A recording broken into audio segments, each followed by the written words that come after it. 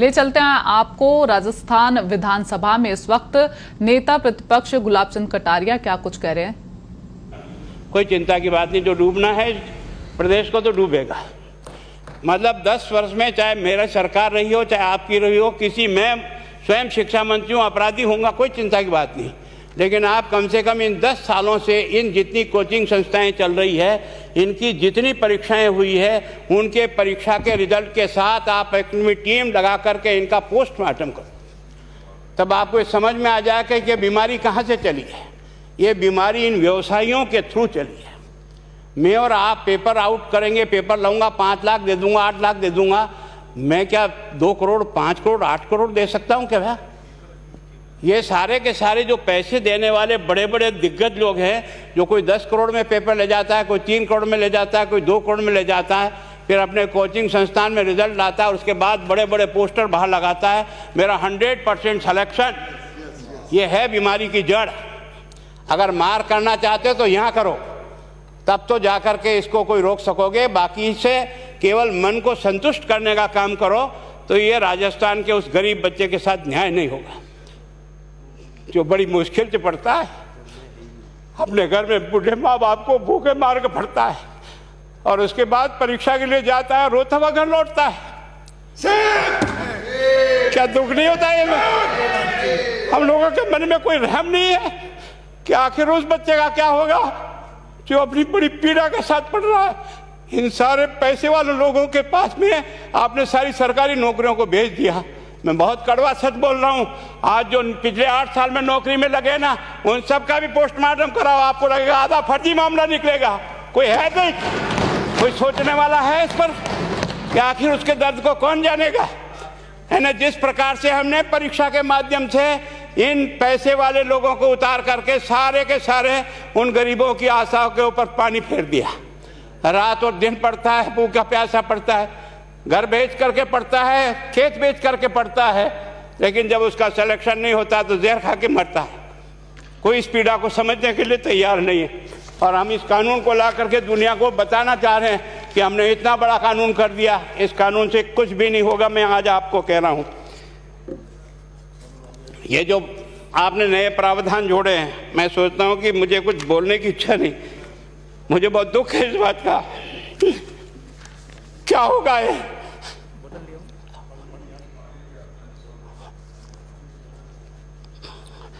किस तरह की गैंग पाल ली हमने? पानी पिला दो, है ना। मैं उस दिन भी पूछा था कि मैंने कहा ये शिक्षा संकुल पे है, जिन लोगों को ड्यूटी पे लगाया, इसको लगाने वाला दोषी कौन है, जिसके कारण से पेपर जो है ना काट करके निकाल दिया। ये तो ठीक है, भाग्य हमारा अच्छा था कि सवाई माधोपुर की घटना छूट गई और एसओजी को उसमें हाथ में लग करके कुछ केस लग गया। अगर वो केस नहीं लगता तो आज आपकी सारी नौकरी पर इन सब बड़े बड़े दलालों के स्कूल में पढ़ने वाले बच्चे होते और मेरा गरीब का बच्चा अपना घर लौट के जाता। क्या दुर्भाग्य है। और इस कारण से केवल इसके लिए खुश मत हो जाओ कि हमने कानून बहुत सख्त बना दिया इसलिए अपराधी रुक जाएगा। नहीं, सिस्टम को बदलना होगा, ये परीक्षा का सिस्टम चेंज करना होगा। मैं सोचता हूँ कि क्या हम इतने अक्लमंद बैठे हैं, क्या इस व्यवस्था को चेंज नहीं कर सकते? क्या एक ही पेपर हर राजस्थान में 20 लाख बच्चों को दिया जाए? क्या इसका कोई ऑल्टरनेट नहीं हो सकता? इसका ऑल्टरनेट सोचना चाहिए कि हम परीक्षा को टुकड़े टुकड़ों में कैसे कर सकते हैं।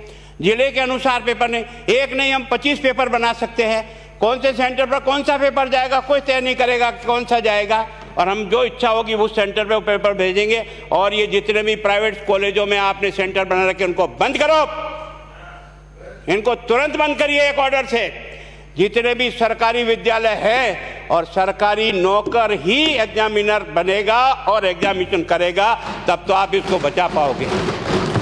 ताकि आप और मैं कितने भी कानून बदल कर दें, आपका वो जांच करेगा, आपका वो अधिकारी आएगा।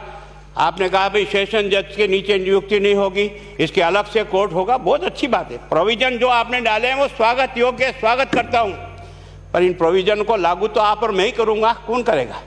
जब हम ही ठीक नहीं है तो इन प्रोविजन क्या रोएंगे अंदर बैठे बैठे? जब तक हमारा दिल और दिमाग ठीक नहीं होगा ना, इस बीमारी का इलाज नहीं होगा। हमने शिक्षा के मंदिर को भ्रष्टाचार की भट्टी में जलाकर खाक कर दिया।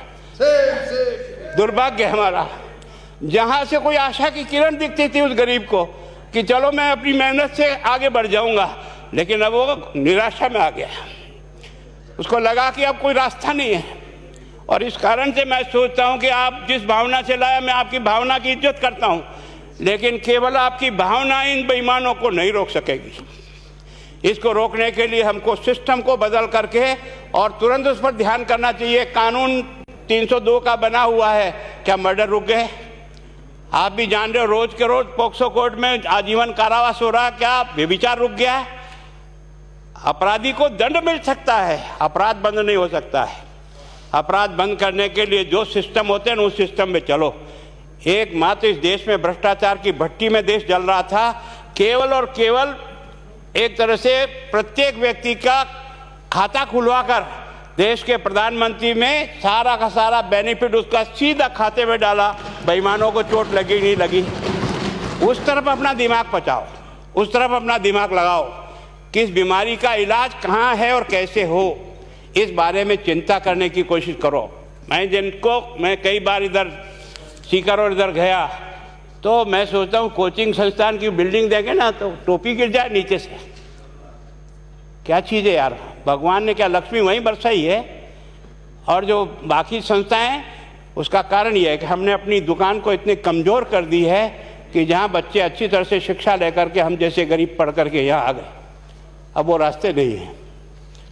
और इस कारण से मेरी बहुत विनम्र प्रार्थना है, इस बीमारी का इलाज चाहिए बच्चे को, कानून से नहीं होगा, कानून के अलावा होगा, और उसमें आप करें। धन्यवाद। Thank you. माननीय मंत्री महोदय।